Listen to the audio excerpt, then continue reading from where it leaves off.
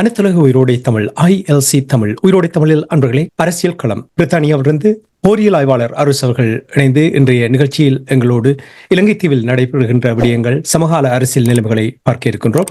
கலையத்தில் எங்களோடு போரியல் ஆய்வாளர் அரசு அவர்கள் இணைந்திருக்கிறார். வணக்கம் அரசு அவர்களே. வணக்கம் தனாஜானி. அனைத்துலக உயிரோடு தமிழ் உறவுகளுக்கு அன்பு வணக்கம்.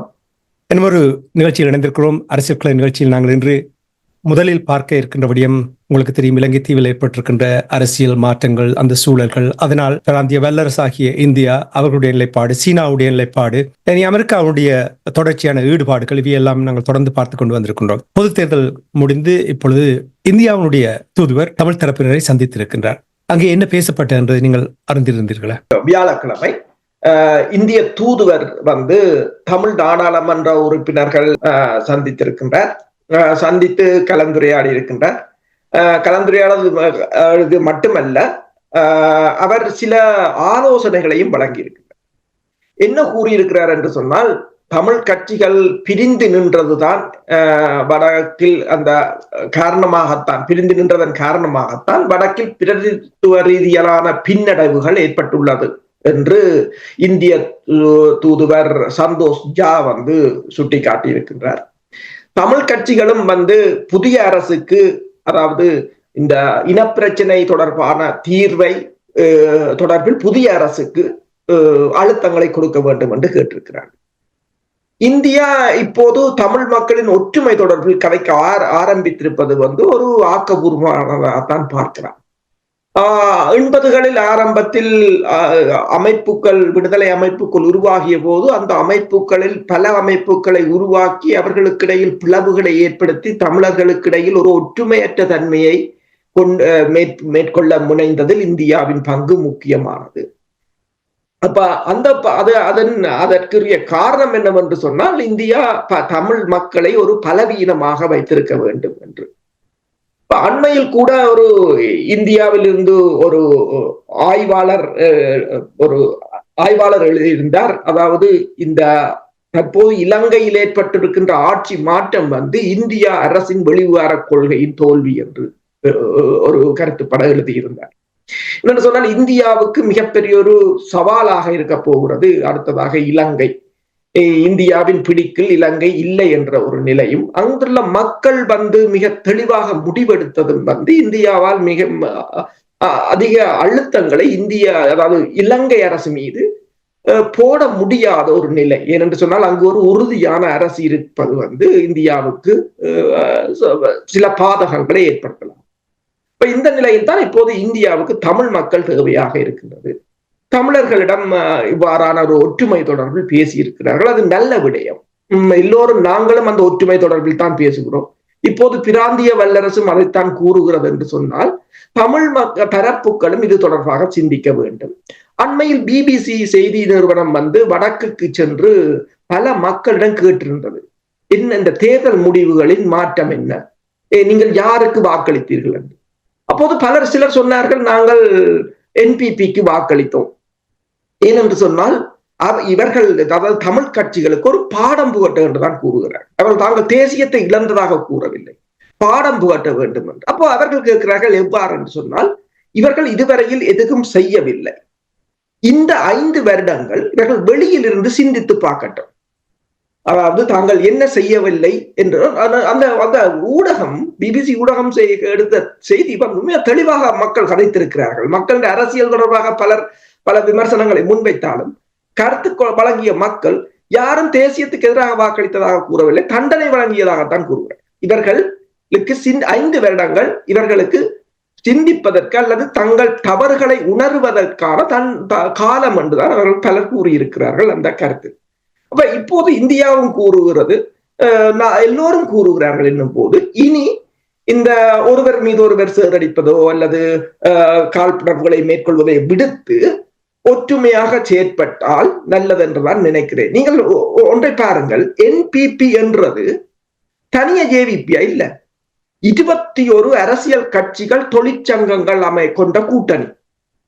அவர்களும் கூட்டணியா தான் இருக்கிறார்கள், தனியாக வெற்றியிட்டவர். அவர்களும் கூட்டணி அமைத்து எல்லோரிடமும் கதைத்துத்தான் அவர்களும் செய்கிறார். 21 அமைப்புகளும் தொழில் அமைப்புகளும் அரசியல் கட்சிகளும் அதில் இருக்கின்றன என்பிபி. அப்ப அவ்வாறுதான் தமிழ் கட்சிகளை பொறுத்தவரை எல்லோரும் தனித்தனியாக நிற்பது மிகப்பெரிய ஒரு பாதகமான விளைவை ஏற்படுத்தும் என்பதை இப்ப இந்திய தூதுவரின் இந்த கருத்தும் தெளிவாக கொண்டு வந்திருக்கின்றது. இந்தியாவும் இனி ஏதோ ஒரு வகையில் தமிழ் மக்களை காண ஒரு தமிழ் மக்களை ஏமாற்ற முடியாது என்ற ஒரு கட்டத்துக்கு இந்த பூகோள அரசியல் தமிழர்களையும் கொண்டு விட்டிருக்கின்றது, இந்தியாவையும் கொண்டு விட்டிருக்கின்றது என்பதைத்தான் இந்த சந்திப்பில் இடம்பெற்ற கருத்து பரிமாற்றத்தின் மூலம் எங்களால் அறியக்கூடியதாக இருக்கு. கடந்த 5 ஆண்டுகள் உயிரோடை தமிழில் நடந்த நிகழ்ச்சியை எடுத்து ஒரு அனாலிசிஸ், டீப் அனாலிசிஸ் ஒன்று செய்தால் அதில் 2 முக்கியமான கீவேர்ட்ஸ் என்று சொல்வார் ஆங்கிலத்தில் வந்திருக்கும். என்னவென்றால், ஒன்றும் செய்யவில்லை என்பதும் ஒற்றுமையாக செயல்படவில்லை என்ற அந்த 2 விடயங்களும் அங்கே மேலே வந்து நிற்கும் அனலைஸ் பண்ணினால். இதைத்தான் மீண்டும் மீண்டும் மீண்டும் கூறிக்கொண்டிருக்கின்றோம். மற்றவர்கள் உங்களை ஏமாத்த விடாதீர்கள் என்றுதானே நாங்கள் இத்தனை தரம் கூறியிருக்கின்றோம். இப்ப நீங்கள் கூறினீர்கள், அனுரகுமார் திசாநாயக்காவுடைய கட்சி 21 அமைப்புகளை கொண்டு செயல்படுகிறார்கள் என்றால் ஏன் நம்மால் முடியாது? இதைத்தானே நாங்கள் திருப்பி திருப்பி கேட்டுக்கொண்டு வருகிறோம். இதை முதலில் அடிப்படையில் விளங்குவதே ஒரு இலகுவான விடயம். அதை எங்களை பயன்படுத்துகிறார்கள், எங்களுக்குள் தான் பிரச்சனை இருக்கிறது. மற்றவர்கள் அதை நீங்கள் முதலில் நிவர்த்தி செய்துகின்றால் நிச்சயமாக நீங்கள் கூறுவதை நானும் உங்களோடு ஒத்து போகின்றேன். பிபிசியினுடைய நிறுவனம் கூறிய விடயத்தை நீங்கள் தொட்டு காட்டும் பொழுது பாடம் போட்டி இருக்கிறார்கள் என்றால் அதுதான் உண்மை. அரசர்களை பலரோடு நானும் உரையாடும் பொழுது அதைத்தான் என்றால் இவர்களுக்கு நாங்கள் பாடம் கற்பது இல்லை என்றால் அவர்கள் they take it for granted. எப்படியாவது எங்களோட மக்கள் திருப்பி திருப்பி போட்டுக்கொண்டுதானே இருப்பினோம் என்று சொல்லி அதெல்லாம் எங்களுக்கு எப்பொழுதோ நாங்கள் இது தெளிவில் இருக்கின்றோம். ஆனால் இப்பொழுது ஓரளவுக்கு இந்த அரசியல்வாதிகள் இனி ஏமாற்ற முடியாது என்ற ஒரு நிலைப்பாட்டுக்கு வந்திருக்கிறார்கள் என்று புரிகிறோம். ஆனால் அதை நாங்கள் செயல் வடிவத்தில் தான் பார்க்க வேண்டும். இன்னும் 5 ஆண்டுகளில் நாங்களை பார்த்து விடுவோம். ஆனால் உங்களிடம் இந்த கேள்வி என்னவென்றால், இப்ப இந்திய தூதுவர் சந்தோஷ் அவரை சந்தித்தது மகிழ்ச்சி. ஆனா அங்கே முக்கியமான விடயம் ஒன்று பேசப்பட்டிருக்கிறது. அதாவது என்னடா, இலங்கை தீவில் அரசியல் தீர்வு, தமிழர்களுக்கு ஒரு நிரந்தரமான அரசியல் தீர்வு தேவை என்ற விடயத்தை சுட்டிக்காட்டியிருக்கிறார். இது தொடர்பாக என்ன பேசப்பட்டது என்று அறியக்கூடிய இவர்கள் அது தொடர்பாக கூறியிருக்கிறார்களே தவிர இந்திய தூதுவர் எதுவும் கூறவில்லை.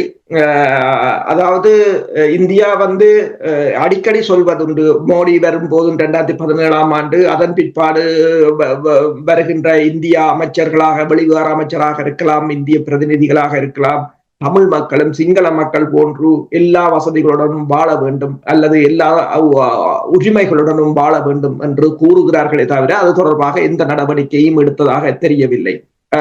தமிழ் மக்கள் எல்லா சம உரிமையாக வாழ வேண்டும் என்று சொன்னால் அவர்களுக்குரிய அதிகாரங்கள் வேண்டும், அதுதான் உண்மையானது.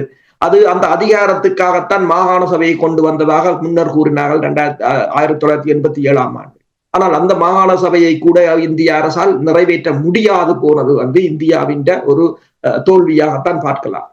அந்த தோல்வியின் வெளிப்பாடு தான் தற்போது இந்தியா மிகப்பெரிய ஒரு பாரிய பூகோள அரசியல் நெருக்கடிக்கு தனது கொல்லைப்புறத்திலேயே சிக்கொண்டு நிற்கின்றது. அதாவது இந்தியாவுக்கு பூகோள அரசியல் நெருக்கடி 2000 மைலுக்கு அப்பால் நிகழவில்லை.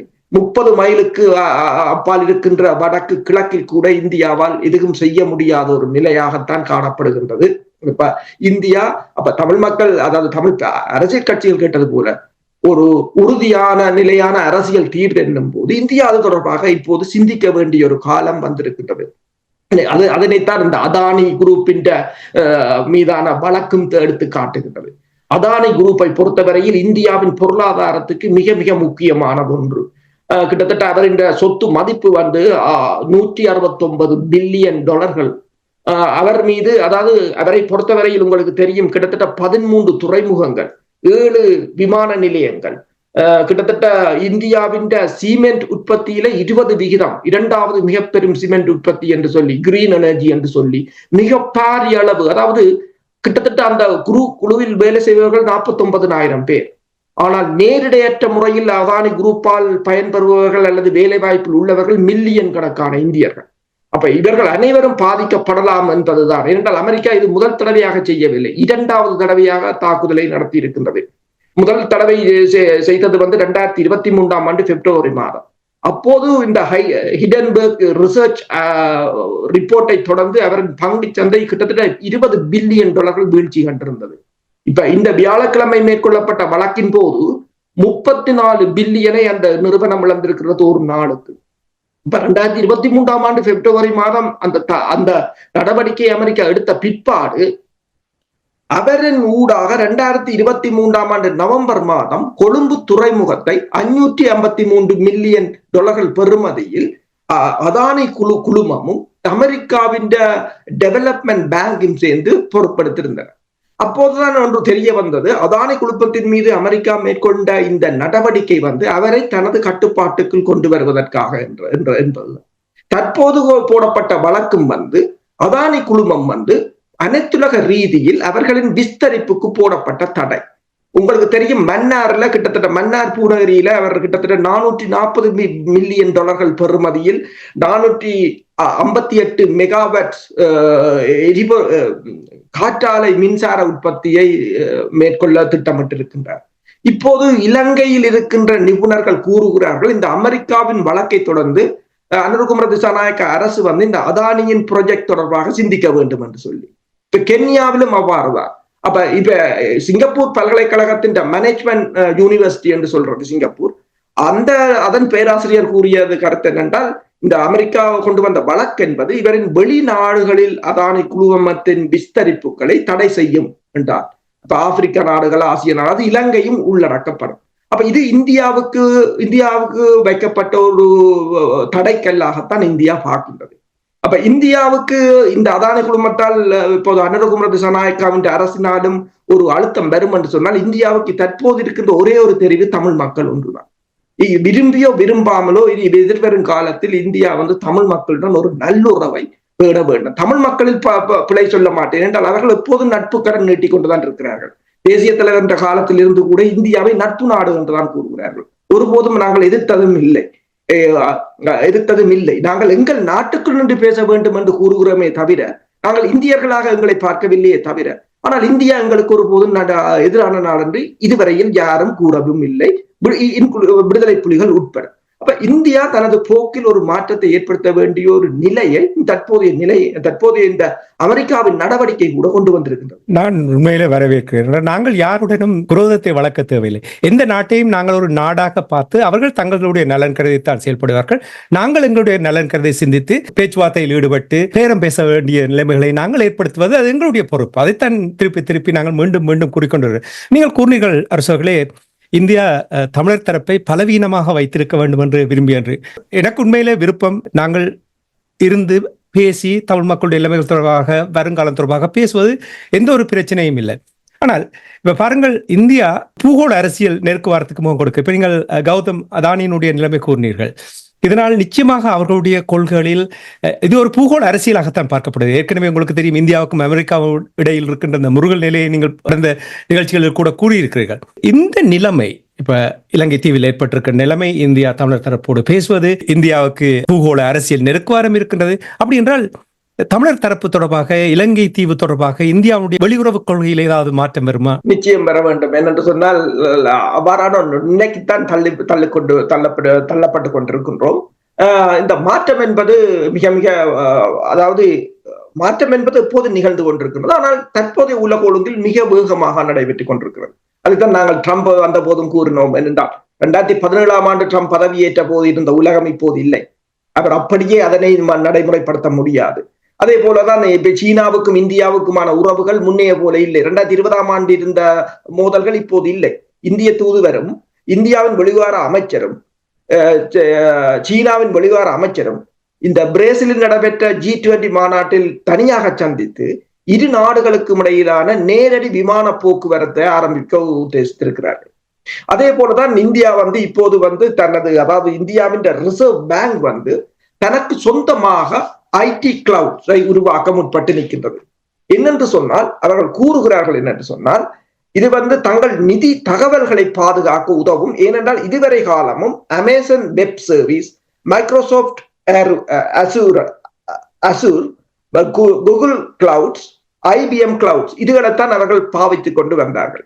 இவை அனைத்தும் தங்கள் ரிசர்வ் வங்கியின் தகவல்களை திருடுவதற்கு உதவலாம் என்ற ஒரு புறம் இருக்க, தற்போது இந்த நிறுவனங்களின் சேவைகளுக்காக கிட்டத்தட்ட 8.3 பில்லியன் டாலர்களை இந்தியா பே பண்ணி கொண்டிருக்கிறது. இது 2028 ஆண்டு 24 பில்லியன்களாக உயரும் என்பதால் இந்தியா தனக்கானதை உருவாக்கி கொண்டிருக்கிறது. அப்ப இந்தியாவும் இந்த உலக ஒழுங்கிலிருந்து மெல்ல மெல்ல வெளியேறி கொண்டிருக்கிறது. அமெரிக்கா மேற்குலகம் சார்ந்து வெளியேறி கொண்டிருக்கிறது. அது மேற்குலக நாடுகளுக்கு மிகப்பெரிய ஒரு நெருக்கடியாகத்தான் இருக்கும். அப்ப ஏதோ ஒரு வகையில் இந்தியாவை முடக்குவதற்கான நடவடிக்கையை அவர்கள் மேற்கொள்வார்கள். அதற்கு இப்போது அவர்களுக்கு மிகச்சிறந்த களமாக ஆடுகளமாக இருப்பது இலங்கை ஒன்றுதான்.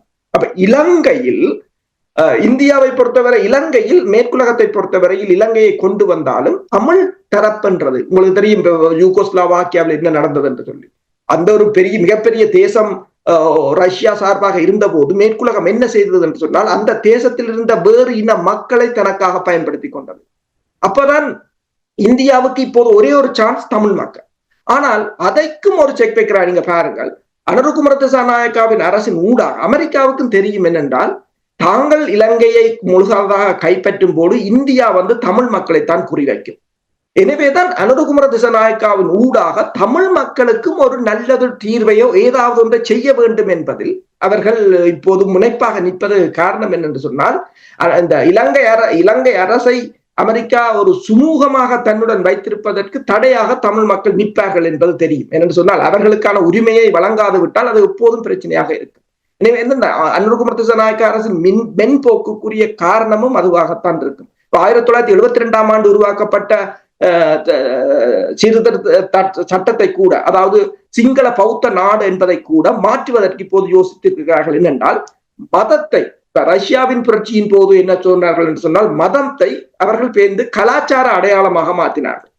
அப்ப அதே போன்றுதான் இப்போது பௌத்தத்தை கலாச்சார அடையாளமாக மாற்றி விட்டால் இந்த முரண்பாடுகளை தீர்க்கலாம் என்று கூட யோசிக்கிறார்கள் என்னும் போது ஒரு மென்போக்கு கடைபிடிக்கப்படுகிறது. அது ஒரு முக்கிய காரணம்.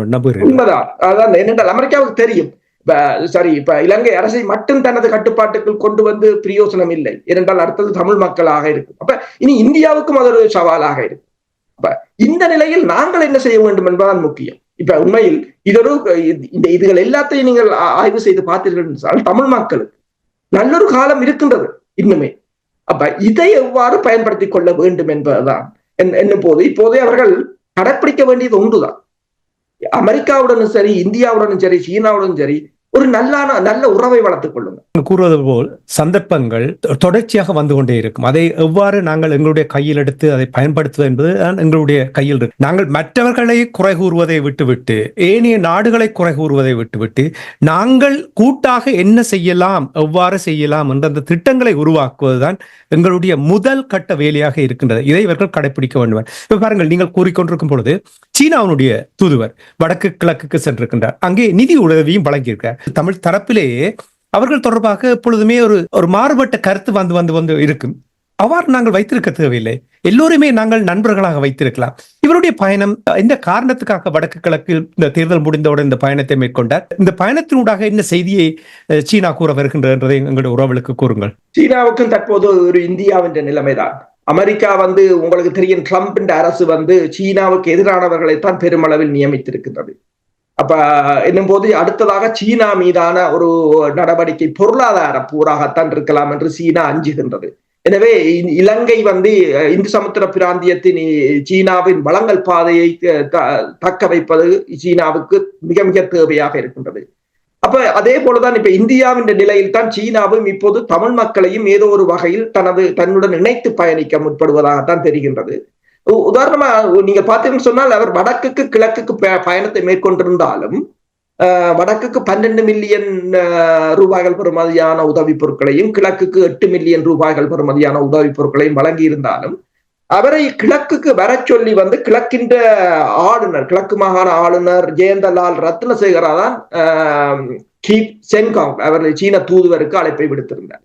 அவர் அங்கு சென்றது மட்டுமல்லாது கிழக்கின்ற சீனி தொழிற்சாலைக்கான தொழில்நுட்ப உதவிகளை வழங்குவது மட்டுமல்லாது சீனாவின் ஜுவான் மாநிலத்துக்கும் கிழக்கு மாநிலத்துக்குமான ஒரு தொடர்பை ஏற்படுத்தி எவ்வாறு கிழக்கு மாகாணத்தை அபிவிருத்தி செய்வது என்பது தொடர்பாகவும் பேசியிருந்தார்.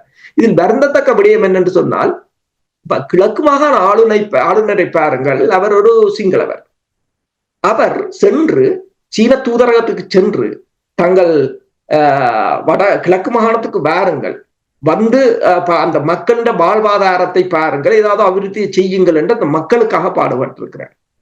வடக்கிலிருந்து யாரும் போய் கேட்கவில்லை, அவர் தானாகத்தான் போனார். இதுல நான் என்ன கூறிட்டேன், நீங்கள் புலம்பெயர் தேசத்தில் இருக்கிற மக்களிட நிதியை கொண்டு போவதை விட்டு விட்டு இந்த நாடுகளை பயன்படுத்துங்கள். அவர்கள் நிறைய செய்வார்கள், தங்கள் தொழில்நுட்பத்தை தருவார்கள், தங்கள்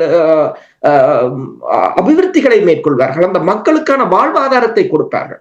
அப்ப ஆனால் அந்த கிழக்கு மாகாண ஆளுநர் கேட்டது வடக்குக்கும் பயனுள்ளதாகத்தான் இருக்கின்றது.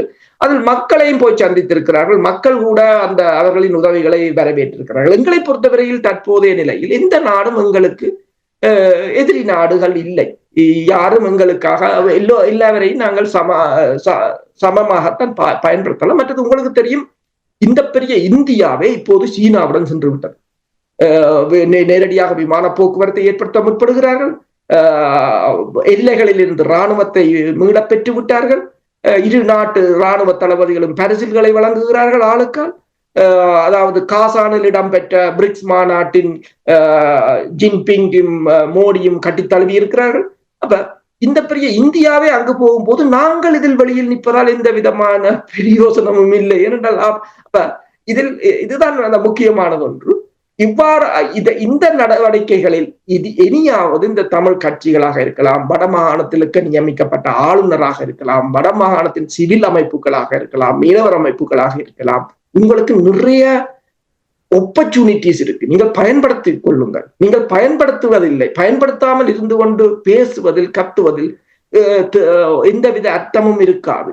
நீங்கள் போய் கேட்டால் தான் அவனுக்கு விளங்கும் உங்களுக்கு என்ன பிரச்சனைன்றதை. நீங்கள் வாய் திறக்கும் மட்டும்தான் தெரியும். அப்ப அதுதான் இங்க முக்கியம். சிங்களவர்களை பாருங்கள், அவர்கள் போய் கேட்கிறார்கள், எல்லா இடமும் போய் கேட்கிறார்கள், வந்து பாருங்கள் எங்கள் நாட்டை என்கிறார்கள், வந்து எங்கள் தேசத்தை பாருங்கள் என்கிறார்கள். ஒரு தாய்லாந்தை நீங்கள் பாருங்கள், தாய்லாந்திலிருந்து வந்தவர்களை அங்க இருந்து வந்தவர்களை கூட்டிக் கொண்டு போய் ஒரு யானையை கூட காட்டியிருக்காங்க, அந்த யானைக்கு என்ன வைத்தியம் செய்யலாம் என்று. அவர்கள் எல்லா நாடுகளையும் கேட்கிறார்கள், எங்களுக்கு இந்த அந்த வளத்தை எவ்வாறு. இப்ப உல்லாச பயணத்துறையை பாருங்கள், பல நாடுகளிடம் அவர்கள் கேட்கிறார்கள், நீங்கள் இதனை கட்டி அமைப்பித்தார்கள், கட்டி எழுப்பித்தாருங்கள் என்று கேட்கிறார்கள். அதாவது இப்ப ஈரான் கூட, ஈரானுக்கும் அமெரிக்காவுக்கும் எவ்வளவு பிரச்சனை இருந்தாலும் இலங்கைக்கு மிகப்பெரிய பொருளாதார நெருக்கடி இருக்கும் போது தேயிலையை வாங்கி கொண்டு எண்ணெயை கொடுத்தது ஈரான் தான்.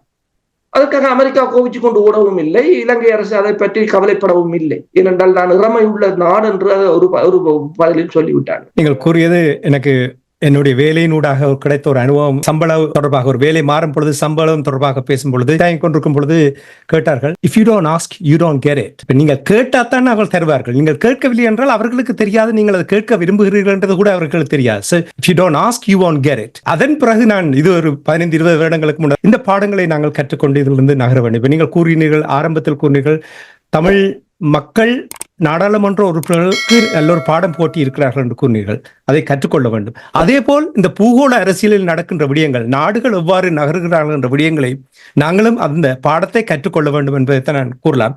இப்ப நீங்கள் இன்னொரு விடயம், இப்ப அனுரகுமார் திசாநாயக்காவுடைய மென்போக்கு தொடர்பாகவும் நிறைய நல்ல திட்டங்கள் இருக்கலாம், இல்லை என்று நாங்கள் கூற முடியாது. இனி தமிழ் தரப்புக்கு ஒரு சரியான அரசியல் தீர்வை அவர் கொண்டு வரும் பட்சத்தில் நிச்சயமாக அந்த நாட்டை சரியான வழியில் கொண்டு வருவதற்கான ஒரு வாய்ப்பை ஏற்படுத்தலாம் என்பதில் எந்த ஒரு மாற்று கருத்தும் இல்லை. ஆனால் அங்கே அடிப்படையாக ஒரு பிரச்சனை இருக்கிறது. அதாவது அந்த நாட்டில் பொருளாதார பிரச்சனை இருக்கிறது, நாடு வங்குரோத்தில் இருக்கின்றது. இன்னும் மீண்டெழுவதென்றால் 10 ஆண்டுகளுக்கு மேல் எடுக்கும் என்று சொல்லுகிறார்கள். எவ்வளவு காலம் சிங்கள மக்கள் அவருக்கு நேரம் கொடுக்க போறார்களோ எங்களுக்கு தெரியாது. ஆனால் ஒன்று, முழு ஆணையும் வழங்கி இருக்கிறார்கள், முழு அதிகாரத்தையும் கொடுத்திருக்கிறார்கள். IMF உதவி இல்லாமல் பெரிய ஒரு நெருக்கு வாரத்துக்கு முகம் கொடுக்க வேண்டிய எல்லாமே இருக்குது. IMF நிலைப்பாடு தொடர்பாக சுருக்கமாக கூறுங்கள். அவர்களுடனான சந்திப்பும் கூட நடைபெற்றிருக்கின்றது, என்ன நிலைப்பாடு? அவர்களுடனான ஸ்டாஃப் லெவல் அக்ரிமெண்ட்டுக்கு இலங்கை வந்திருப்பதாகவும், இலங்கைக்குரிய நிதியை வழங்குவதற்கு அவர்கள் ஒப்புக்கொண்டிருக்கிறார்கள். அதே போல ஃபிட்ஸ் நிறுவனமும் கூறியிருக்கின்றது, இலங்கையின் அதாவது பைனான்சியல் ரீஸ்ட்ரக்சர் என்று சொல்றது, இந்த டெபிட் ரீஸ்ட்ரக்சரிங், அது கடன் மறுசீரமைப்பு, அதுவும் ஒரு பாசிட்டிவான ரிசல்ட்ஸில் இருப்பதாகத்தான் கூறுகிறார்கள். இப்ப இதன் மூடாக இப்ப அமெரிக்காவை பொறுத்தவரையில் அமெரிக்காவும் IMF அமெரிக்கா எல்லாரும் ஒன்றுதான். அமெரிக்காவும் இப்போது ஸ்ரீலங்காவின் சுற்றுலா பயணத்துறையை மேம்படுத்துவதில் முனைப்பாகத்தான் நிற்கின்றது. போது தற்போதைய அரசை ஏதோ ஒரு வகையில் இந்த மேற்குலகம் காப்பாற்ற முற்பட்டு நிற்கின்றது என்றது தெளிவானது ஒன்று. இப்ப நான் அடிக்கடி கூறுவது போல இலங்கையின் பொருளாதாரத்தை பொறுத்தவரையில் மேற்குலக நாடுகளுக்கு அது ஒரு மிகப்பெரிய ஒரு பிரச்சனை இல்லை. உதாரணமா நீங்கள் பார்த்தீங்கன்னு சொன்னால் இவன் அதானியை நீங்கள் யோசிச்சு பாருங்கள். அதானியின் சொத்து மதிப்பே இலங்கையின் மொத்த ஜிடிபி டபுள், 2 மடங்கு. அப்ப அவ்வாறான ஒரு நிலை. அப்ப ஆனால் அவர்கள் தங்கள் நலன்களுக்காக அதனை இழுத்தடிப்பு செய்கிறார்களே தவிர இலங்கைக்கு அது ஒரு பிரச்சனை இல்லை. ஆனால் பிரச்சனை என்னவென்று சொன்னால் இலங்கை இந்த பூகோள அரசியல் நெருக்கடிக்கு சிக்குவாக இருந்தால் இலங்கை அடுத்த அதற்குரிய எதிர்த்தரப்பிடம் இருந்து பலமான ஒரு எதிர்ப்பை சம்பாதிக்க நேரிடலாம் என்ற பேலன்ஸ் பண்ணி போறது இனிமேல் காலத்தில் இடம்பெறாது. அப்ப இதில் தமிழ் மக்கள் தான் இப்ப எல்லா தரப்புக்கும் பிரச்சனையாக இருக்க போகிறது. தமிழ் மக்கள் தரப்பு, தமிழ் மக்களை யார் இப்ப இலங்கை அரசு தன் பக்கம் வைத்திருந்தால் இலங்கை முற்று முழுதாக இந்த பொருளாதாரத்திலிருந்து மீள்வதற்கான சந்தர்ப்பம் இருக்கும். இலங்கை அரசு புறக்கணித்து விட்டால் மீண்டும் பாதாளத்துக்கு விழ வேண்டிய நிலை இருக்கும். ஏனென்று சொன்னால் தமிழ் மக்களை இன்னொரு தரப்பு பயன்படுத்தக்கூடிய ஒரு நிலை. இந்த நிலை தான் தமிழ் மக்கள் மீது மென்போக்கு. இப்ப யாரோ சொன்னார்கள், அந்த 27ஆம் தேதி பாராளுமன்ற கூட்டத்தொடர் தமிழ் மக்கள் தொடர்பான ஏதோ கூட்டத்தொடர் ஒழுங்கு செய்யப்பட்டதாகவும் அது மாவீரர் தினம் வருகிறது என்று கூறினதுடன் அவர்கள் அதை ரத்து செய்து விட்டதாகவும் கூறுகிறார்கள். உண்மை தெரியாது, அவ்வாறு கூறுகிறார்கள். என்னும் போது ஏதோ ஒரு வகையில் தமிழ் மக்களை பகைத்து விடக்கூடாது என்பது இலங்கை அரசுக்கு இப்போது விளங்கி இருக்கிறது ஒன்று. என்னென்று சொன்னால் தமிழ் மக்களை பகைப்பதால் தாங்கள் முன்னைய அரசுகள் விட்ட அதே தவறை தாங்களும் விடுவோம், அதனூடாக பொருளாதாரமும் இலங்கையின் எதிர்காலமும் தங்கள் ஆட்சியும் கூட உலகத்துக்கு பாதிக்கப்படும் என்று அவர்களுக்கு தெரியும். உங்களுக்கு தெரியும், சிந்திப்பாக இருந்தால் உண்மையில நாங்கள் அதை வரவேற்கலாம். ஏனென்றால் தமிழ் மக்களுடைய அரசியல் தீர்வு தொடர்பாக அந்த நாடு எல்லாவற்றையும், கட்சிகள், அவர்களுடைய பதவிகள், இவை எல்லாவற்றையும் மேலே நாடு, அந்த நாட்டில் பிரச்சனை இருக்கிறது, சமூகங்கள் இருக்கிறது. குறிப்பாக ஈழத்தமிழர்களுக்கு அந்த அரசியல் தீர்வை கொடுக்கும் பொழுது நிச்சயமாக அவர் கடைபிடிக்கின்ற மென்போக்கு நான் நினைக்கிறேன் அவருக்கு நல்லொரு உந்து சக்தியாக இருக்கும் என்று தான் நான் நம்புகிறேன். அவருக்கு கூடுதலாக ஆலோசனை குழுவில் இருப்பவர்களும் கூடுதலாக இப்ப IMF உடனான ஆலோசனை குழுவாக இருக்கலாம், ஏனைய ஆலோசனை குழுவில் தமிழர்கள் தான் பெருமளவில் இருக்கிறார்கள், இப்போது பின்தளத்தில் இருக்கிறார்கள் என்று தெரிகிறது. அப்ப இவ்வாறான நிலையில் இலங்கை அரசு உண்மையிலே இதய சுத்தியுடன் இந்த தமிழ் மக்கள் இந்த பிரச்சனைகளை தீர்க்க முற்படுமாக இருந்தால் இலங்கை நீங்கள் கூறியது போல இந்த பொருளாதார நெருக்கடியில் இருந்து மீள முடியும். நிச்சயமாக இந்த பொருளாதார நெருக்கடி என்று நீங்கள் கூறும் பொழுது அரசவர்களை உங்களுக்கு தெரியும், மீனவர்கள் வடக்கு கிழக்கில் இருக்கின்ற, குறிப்பாக வடபகுதியில் இருக்கின்ற மீனவர்கள் அவர்கள் எதிர்நோக்குகின்ற பிரச்சனைகள் உங்களுக்கு தெரியும். அதனால் வருகின்ற பொருளாதார நிலைமைகள் தொடர்பாக நீங்கள் அடிக்கடி கூறிக்கொண்டு வந்திருக்கிறீர்கள். இந்த பிரச்சனைக்கு எப்பொழுதுதான் தீர்வு வரும் என்று கடந்த 10 ஆண்டுகளாக இவர்கள் போராடி கொண்டிருக்கிறார்கள். ஆனால் அதற்கான ஒரு சரியான ஒரு தீர்வு வராத நிலையில் சில நகர்வுகள் நடைபெறுவதை அவதானிக்கக்கூடியதாக இருக்கின்ற. இப்ப வடமாகாண மீனவர் கடற்தொழில் நிலையத்தினுடைய சங்க தலைவர் அன்னலிங்கம் அன்ராசா அவர்கள் ஒரு செய்தி வெளியிட்டிருக்கின்றார். என்ன செய்தியை கூறியிருக்கிறார் என்று முதலில் எங்களுடைய உறவுகளுக்கு கூறுவீர்களா? அதாவது 21ஆம் தேதி நவம்பர் 21ஆம் தேதி அனைத்துலக மீனவர் தினம்.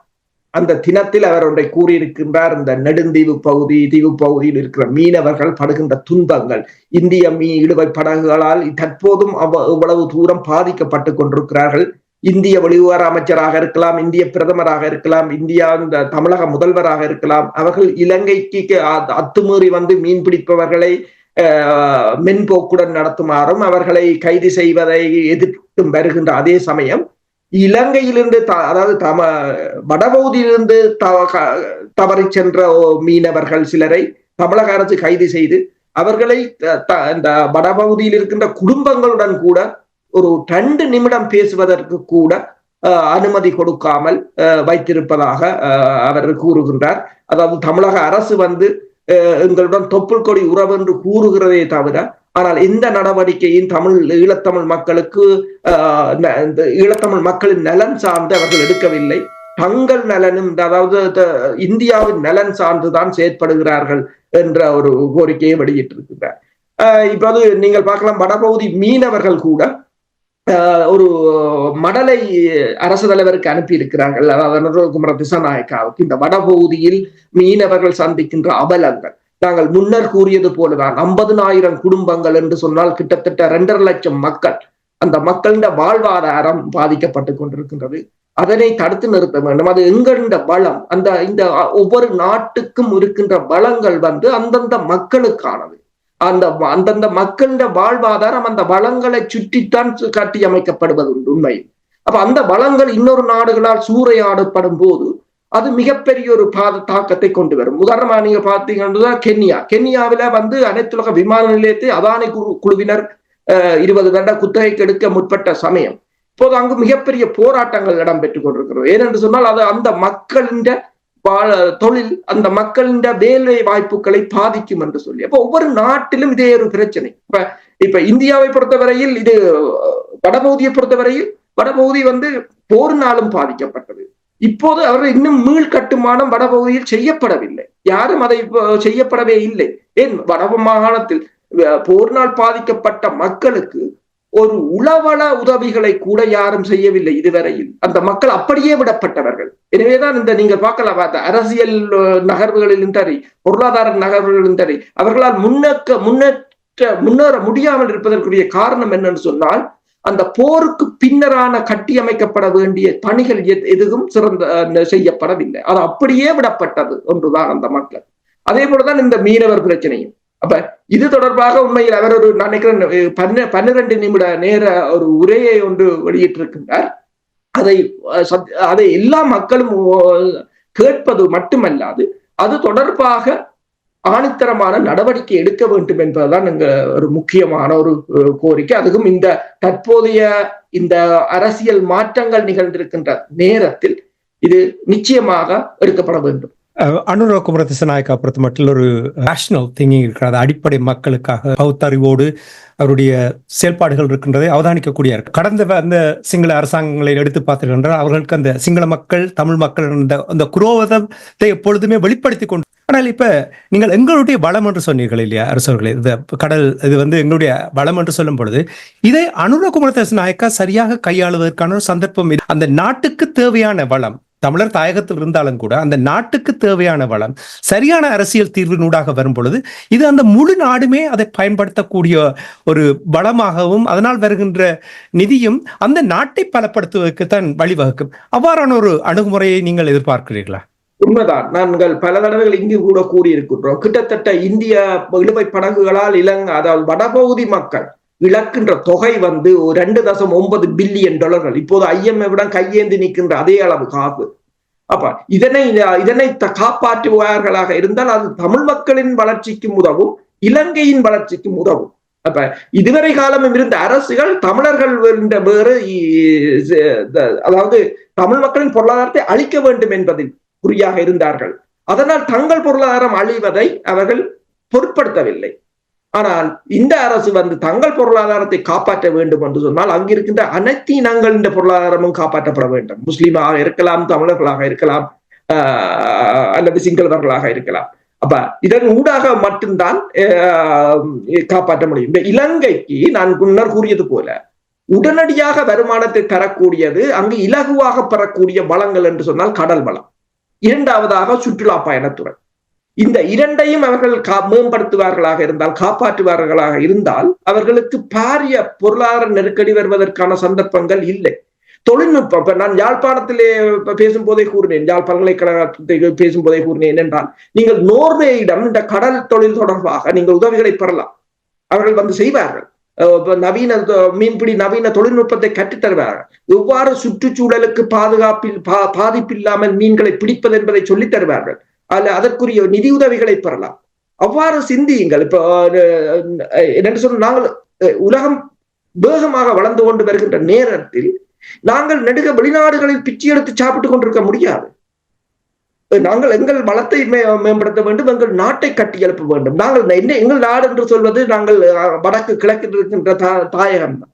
தாயகத்தை கட்டி எழுப்ப வேண்டும் என்று சொன்னால் நீங்கள் முதலில் உங்கள் பிரச்சனைகளை கண்டறியுங்கள், அதனை தீர்ப்பதற்குரிய பேச்சுக்களில் ஈடுபடுங்கள், அதனை மேம்படுத்த தொழில்நுட்ப உதவிகளை பெற்றுக் கொள்ளுங்கள். அந்த நல்ல சிந்தனையோடு நாங்கள் இன்றைய நிகழ்ச்சியை கொண்டு வர போன்றோம். இன்றைய நிகழ்ச்சியில் பங்கெடுத்த பொறியியலாளர் அரசு அவர்களுக்கு நன்றியை கூறிக்கொண்டு தனாஞானி இந்த நிகழ்ச்சியை கொண்டு வருகின்றேன்.